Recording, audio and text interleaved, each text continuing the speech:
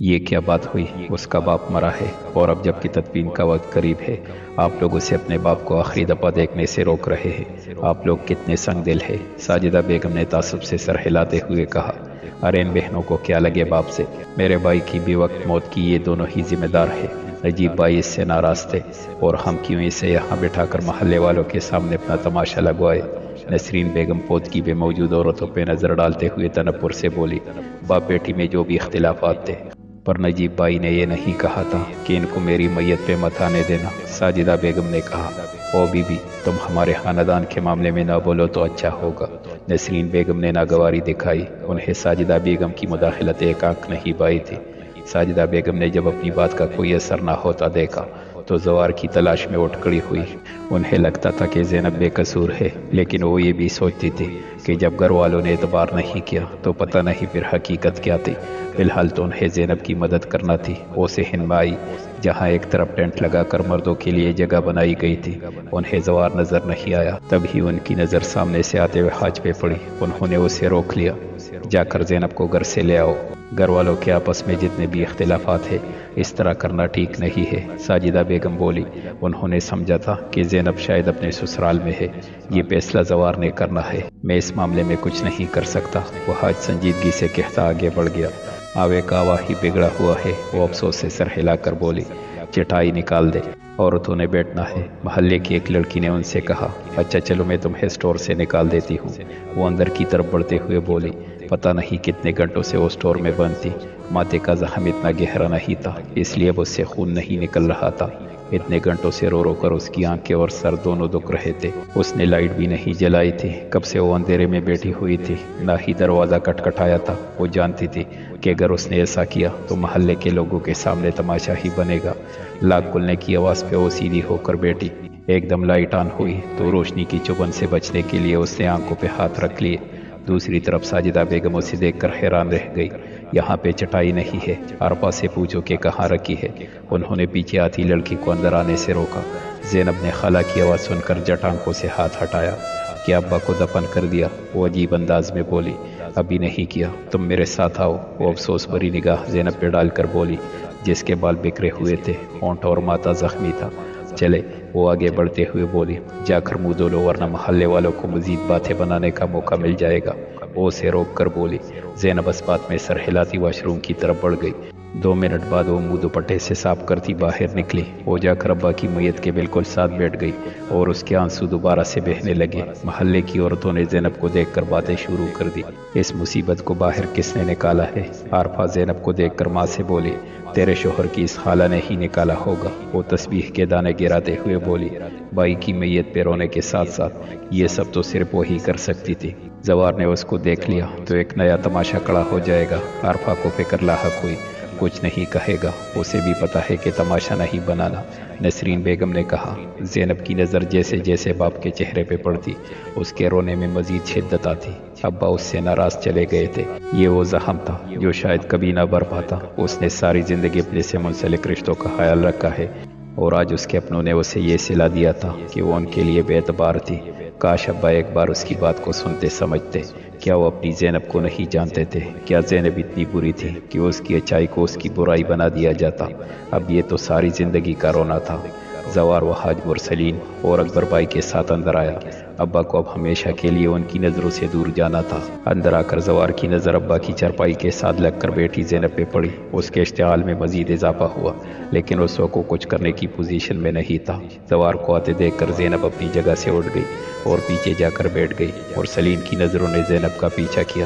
زینب کی حالت دیکھ کر اس کا دل کٹا، لیکن وہ کچھ نہیں کر سکتا تھا۔ جب ابا کو لے گئے تو زینب جا کر اسٹور روم میں بیٹھ گئی اور دیوار سے ٹیک لگا کر رونے لگی۔ پھوپھو تو کچھ دن یہاں ہی رہیں گی، تم زینب کو ساتھ لے جاؤ۔ زوار نے پیشانی مسلتے ہوئے وہ حاج سے کہا، چلو ٹھیک ہے، اب تم بھی آرام کرو۔ وہ حاج اس کے کندھے پہ ہاتھ رکھتے ہوئے بولا، اور سنو، زینب کو دوبارہ مت لانا۔ زوار نے کہا۔ وہ حاج سر ہلاتا اندر کی طرف بڑھ گیا۔ زینب کہاں ہے؟ وہ حاج نے پاس سے گزرتی عارفہ سے پوچھا۔ اسٹور روم میں ہے، عارفہ نے جواب دیا اور باہر بیٹھے زوار کی طرف بڑھی۔ اسے صبح سے زوار سے ٹھیک طرح سے بات کرنے کا موقع نہیں ملا تھا۔ وہ حاج نے جیسے ہی اسٹور روم کا دروازہ کھولا، زینب اسے سامنے ہی گھٹنوں میں سر ٹکائے دیوار سے ٹیک لگائے بیٹھی نظر آئی۔ چلو گھر چلے، وہ حاج نے کہا۔ زینب نے جیسے ہی گھٹنوں سے سر اٹھایا، وہاج نے اسے دیکھ کر شرمندگی سے نظریں پھیر لی۔ اس وقت غصے میں اسے کچھ سمجھ نہیں آئی تھی، لیکن اب زینب کا پٹا ہونٹ اور ماتھے کا گومڑ دیکھ کر اسے سخت شرمندگی ہو رہی تھی۔ جتنا بھی غصہ اور ناراضگی سہی، لیکن اسے زینب پہ ہاتھ نہیں اٹھانا چاہیے تھا۔ I am sorry. زینب جیسے ہی دروازے سے باہر نکلی، اس کی سماعتوں نے وہاج کے یہ الفاظ سنے۔ اس نے حیرت سے وہاج کو دیکھا کہ وہ کس چیز کے لیے شرمندہ ہے۔ مجھے تم پہ ہاتھ نہیں اٹھانا چاہیے تھا، میں اپنی غلطی کی معافی مانگتا ہوں، وہاج شرمندگی سے بولا۔ زینب کوئی بھی جواب دیے بغیر آگے بڑھ گئی۔ کسی کی نفرت، کسی کی معذرت اس کے لیے کوئی معنی نہیں رکھتی تھی۔ وہ باہر نکلی تو سامنے ہی اسے زوار اور عارفہ نظر آئے، لیکن وہ چہرہ پیر کے چل دی۔ اب اسے زوار سے بھی کوئی سروکار نہیں تھا۔ ایک ہفتے میں کیا سے کیا ہو گیا، زندگی پھولوں کی سیج سے کانٹے دار جاڑی بن گئی۔ زوار نمانکوں سے عارفہ سے بولا، آپ خود کو سنبھالے، سب نے ایک نہ ایک دن جانا ہے۔ عارفہ نے سمجھانا چاہا، لیکن ابا ایسے جائیں گے، میں نے کبھی سوچا بھی نہیں تھا۔ زوار گہری سانس لیتے ہوئے بولا، یہی زندگی ہے۔ عارفہ جواباً بولی، زائرہ میرے سامنے آ گئی تو میں اسے اپنے ہاتھوں سے قتل کروں گا۔ زوار غصے سے بولا، آپ کیوں اس کے ناپاک خون سے اپنے ہاتھ رنگنے لگے؟ عارفہ دہل کے بولی، اور زینب کو بھی میں کبھی معاف نہیں کروں گا۔ زوار نے برآمدے سے نکلتی زینب کو دیکھ کر کہا، یہ دونوں اس قابل ہے ہی نہیں کہ انہیں معاف کیا جائے۔ عارفہ نفرت بھرے لہجے میں بولی۔ زائرہ کھڑکی کے پاس کھڑی تاریک آسمان کو دیکھ رہی تھی۔ اسے آج شدت سے ابا یاد آئے تھے۔ اگر وہ ابا سے عمیر کے بارے میں بات کر لیتی اور عمیر سے اس کی شادی ہو جاتی تو اسے یہ نہ برداشت کرنا پڑتا۔ صبح سے لے کر اب تک اس کی ایک منٹ کے لیے آنکھ نہیں لگی تھی۔ اسے لگتا تھا کہ وہ سوئے گی تو پھر اس کے ساتھ ایسا ہی ہوگا۔ بس اب میری شادی جلدی سے عمیر کے ساتھ ہو جائے، نکاح کرتے ساتھ ہی میں ابا کے پاس جاؤں گی اور ان کے پیر پکڑ لوں گی، وہ تو مجھے دیکھتے ہی معاف کر دیں گے۔ زائرہ نے خوش فہم ہو کر سوچا، اور جو زینب کے ساتھ کیا اس کا کیا ہوگا؟ دل نے دہائی دی، اس کا یہی لحاظ تھا، اور اگر گھر والوں کے ہاتھ لگتا تو اب تک زوار زینب کو زندہ گاڑ چکا ہوتا، اور خبر چل رہی ہوتی کہ غیرت کے نام پہ ایک اور قتل۔ اس نے نخوت سے سوچا، اور بیچارہ وہ ہاتھ ملتا ہوگا کہ زائرہ ہاتھ سے نکل گئی، وہ تو خیر اب ساری زندگی شادی نہیں کرے گا۔ مجھے کسی کی پرواہ نہیں، بس ابا کو منانا ہے۔ زائرہ نے خود کلامی کی، ناشتہ کر لے۔ زینب نے کمرے سے نکلتے وہاج کو دیکھ کر کہا، میں ناشتہ کر کے آفس جا رہا ہوں، پھر وہاں سے ہی ماموں کے گھر چلا جاؤں گا، تم گھر پہ ہی رہو گی۔ وہ اس کی طرف آتے ہوئے بولا، ٹھیک ہے۔ وہ سنجیدہ لہجے میں بولی۔ وہاج کو تھوڑی حیرت ہوئی، اسے لگا کہ زینب ساتھ جانے کی ضد کرے گی۔ زینب نے چائے ڈال کے میز پہ رکھی، تبھی اس کا ہاتھ وہاج کے ہاتھ سے ٹکرایا۔ تمہیں بخار ہے؟ وہاج اس کا ہاتھ پکڑ کر بولا۔ زینب کا ہاتھ کافی گرم تھا، آپ کو فکر مند ہونے کی ضرورت نہیں ہے، وہ ہاتھ چڑھاتے ہوئے بولی۔ وہاج کی فکر مندی اسے حیرت میں مبتلا کر رہی تھی۔ کس بات پہ اکڑ دکھا رہی ہو؟ وہاج کے دماغ پہ پھر سے گرمی چڑھی۔ کل سے چائی شرمندگی کا اثر زائل ہو چکا تھا۔ میں کوئی اکڑ نہیں دکھا رہی، اس پاٹ لہجے میں بولی۔ تم جیسے اسے ہمدردی کرنے کا کوئی فائدہ نہیں، کیونکہ تم ڈیزرو نہیں کرتی۔ وہ غصے سے بولا، میں نے کسی سے نہیں کہا کہ وہ مجھ سے ہمدردی کرے۔ وہ کچن کی طرف بڑھتے ہوئے بولی، ایک بات میری یاد رکھنا، جس دن تمہیں اپنی غلطی کا احساس ہوگا نا اور تم معافی مانگو گی، تب تک بہت دیر ہو چکی ہوگی۔ وہ تیز لہجے میں بولا۔ زینب کوئی جواب دیے بغیر کچن میں چلی گئی۔ اس نے سوچا کہ خاموش ہی رہا جائے تو بہتر ہے۔ وہ حاج غصے سے ناشتہ کیے بغیر ہی اٹھ گیا۔ اتنا کچھ ہو گیا تھا، پھر زینب نے اپنی غلطی نہیں مانی تھی۔ امی کسی ملازمہ کا بندوبست کروا دے، عارفہ نے چائے کا کپ ماں کے سامنے رکھتے ہوئے کہا۔ پہلے زوار سے تو پوچھ لے، نسرین بیگم نے کہا۔ بات کر لی تھی میں نے، اسے پتا ہے کہ مجھ سے کام نہیں ہوتا، آپ بس کل ہی کسی ملازمہ کا بندوبست کر لے، گھر بھی بہت گندا ہو رہا ہے۔ عارفہ نے جواب دیا۔ ویسے زوار تو بڑے غصے والا تھا، مان کیسے گیا؟ ساتھ کاپی اپنی بیٹی کے بال بناتے ہوئے بولی۔ زوار پہلے ایسا تھا، لیکن بہنوں کی حرکت نے اسے کچھ قابل نہیں چھوڑا۔ عارفہ چائے پیتے ہوئے بولی، ویسے تم سوچتی تو ہوگی کہ اچھا ہی ہوا کہ زائرہ چلی گئی؟ ساتھ کاپی نے پوچھا۔ ہاں، واقعی اچھا ہی ہوا کہ زائرہ چلی گئی، اگر زائرہ نہ جاتی تو زوار مجھے نہ ملتا۔ عارفہ مسکرا کر بولی، تجھے تو زوار مل گیا اور وہ حاج کی زندگی خراب ہو گئی۔ نسرین بیگم نے افسوس سے کہا۔ بس کرے اماں، شکر کرے کہ زائرہ آپ کی بہو نہیں بنی، ورنہ اس نے وہ حاج کو انگلیوں پہ نچانا تھا اور پھر آپ ساری زندگی ہاتھ ملتی رہتی۔ عارفہ تینک کر بولی، اب ایسا بھی اندھیرا نہیں مچاتا کہ زائرہ میرے بیٹے کو لے اڑتی اور میں ہاتھ ملتی رہ جاتی۔ نسرین بیگم ہاتھ نچا کر بولی، اچھا چھوڑے نا اس ٹاپک کو، میں کیا کروں، اکبر نے صبح سے دماغ کھایا ہوا ہے کہ گھر آؤ، امی کی طبیعت خراب ہے۔ ساتھ کاپی نے اپنا رونا رویا۔ ایک تو تیری ساس اتنے عرصے سے بیمار ہے پر ابھی تک جی رہی ہے، بڑی ہی کوئی ڈیٹ ہڈی ہے۔ نسرین بیگم منہ بنا کر بولی، سچی اماں، یہ بڑھیا گزرے گی تو میری زندگی میں سکون ہوگا۔ سعد کافی نے کہا، پہلا میرا مسئلہ حل کرے۔ آپ کو تو ایک مفت کی ملازمہ مل گئی ہے، پر میرا کیا ہوگا؟ عارفہ نے اپنے مسئلے کی طرف دوبارہ سے توجہ دلائی۔ ایک کام کر، زوار تو واپس چلا جاتا ہے، تم زینب کو گھر کے کاموں کے لیے بلا لیا کرو۔ سعد کافی نے مشورہ دیا۔ وہ زوار ہے، کھانے کا پہلا نوالہ کھاتے ہی اسے پتہ چل جاتا ہے کہ زینب نے پکایا ہے۔ ہم نے تو کہیں بہن بھائیوں کا ایسا پیار نہیں دیکھا۔ عارفہ منہ بنا کر بولی، ارے تو زینب سے گھر کے کام کروا لیا کرو، کھانے کے لیے کسی اور کو رکھ لینا، اس طرح پیسے بچ جائیں گے اور زوار بھی خوش ہوگا۔ نسرین بیگم بولی، آئیڈیا برا نہیں ہے۔ عارفہ خوش ہو کر بولی، میں پھر کسی کھانا پکانے والے کا بندوبست کرتی ہوں۔ نسرین بیگم نے کہا۔ پوپو بیڈ پہ سوئی ہوئی تھی جبکہ زینب ان کے بیڈ سے ٹیک لگائے زمین پہ بیٹھی تھی۔ وہ ایک ایسی دلدل میں پھنس چکی تھی جیسے وہ اب کبھی نہیں نکل سکتی تھی۔ ابا اس سے ناراض ہو کر جا چکے تھے، اسے لگ رہا تھا کہ سارے راستے اب بند ہو چکے ہیں۔ وہ اگر چاہتی تو یہاں سے چلی جاتی اور کہیں پہ بھی کام کر کے اپنی زندگی گزار لیتی، اسے اس روز کی ذلت سے چھٹکارا مل جاتا۔ لیکن وہ جانتی تھی کہ اگر اس نے ایسا کیا تو پھر ابا پہ ہی بات آئے گی، اسی لیے وہ یہاں رہنے پہ مجبور تھی۔ اسے اس وقت کا انتظار تھا جب حقیقت کھلے گی اور سب اس سے معافی مانگیں گے، لیکن وہ ان سب کو معاف نہیں کرے گی۔ ایک بات کا تہیہ وہ کر چکی تھی، اب کسی بھی طنز پہ خاموش نہیں رہے گی۔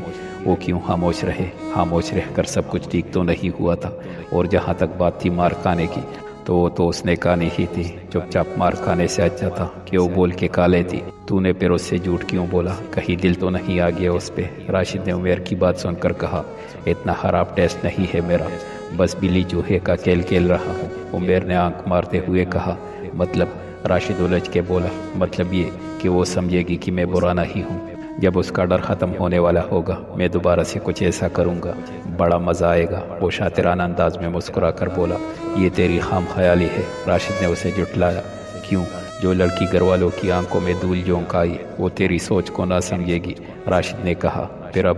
اس نے پوچھا۔ ادھر آ، بتاتا ہوں، راشد نے کہا۔ آپ کے کپڑے پریس کر دیے ہیں اور ناشتہ بھی تیار ہے۔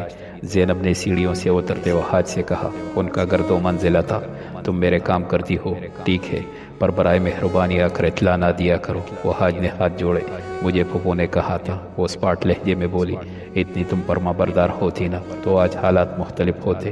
وہ حاج منہ بنا کر بولا۔ اسے پتہ نہیں کیوں آگے سے زینب کا جواب دینا اچھا نہیں لگتا تھا۔ وہ چاہتا تھا کہ زینب شرمندہ ہو۔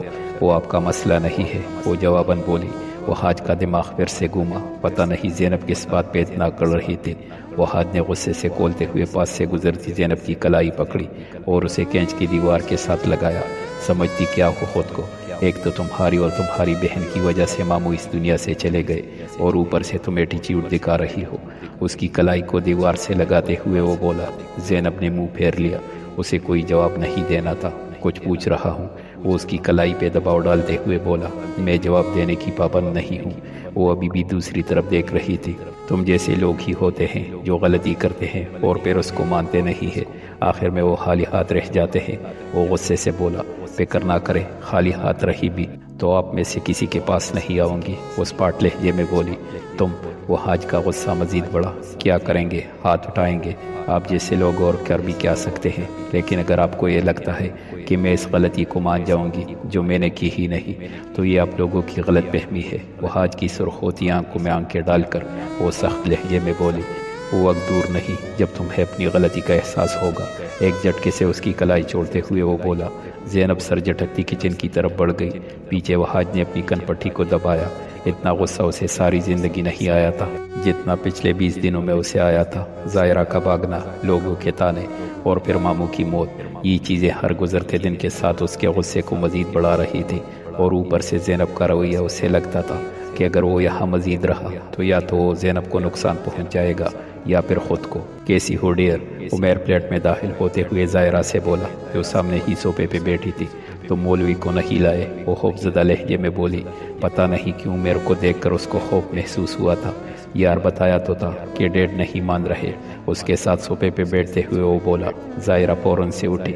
کیا بدتمیزی ہے، تمہیں مجھ پہ اعتبار نہیں؟ وہ ماتھے پہ بل ڈال کر بولا۔ एतबार अब तभी आएगा जब तुम मेरे साथ निकाह करोगे, वो हदमी लहजे में बोली। अब तुम मुझे गुस्सा दिला रही हो, वो मोटिया बेंच कर बोला। इसमें गुस्सा करने वाली कोई बात नहीं है, मैं भी तो अपने अब्बा को तुम्हारे लिए छोड़ कर आई हूँ। तुम भी अपने वालिदैन की इजाज़त के बगैर निकाह करोगे तो कोई क़यामत नहीं आएगी, वो जवाबन बोली। 4 लोगों में इज्जत है मेरे वालिदैन की, तुम्हारी तरह मुंह उठाकर कुछ भी नहीं कर सकता। सोफे से खड़े होते हुए वो तंज़िया अंदाज में बोला, क्या मतलब है तुम्हारी बात का? मेरे बाप की कोई इज्जत नहीं। उमेर की बात पे उसका दिमाग घूमा। लगता तो यही है, वो कंधे उचका कर बोला। तुम एक निहायत घटिया इंसान हो, वो तेज़ लहजे में बोली। अब्बा के बारे में ये सुनना उससे अच्छा नहीं लगा था।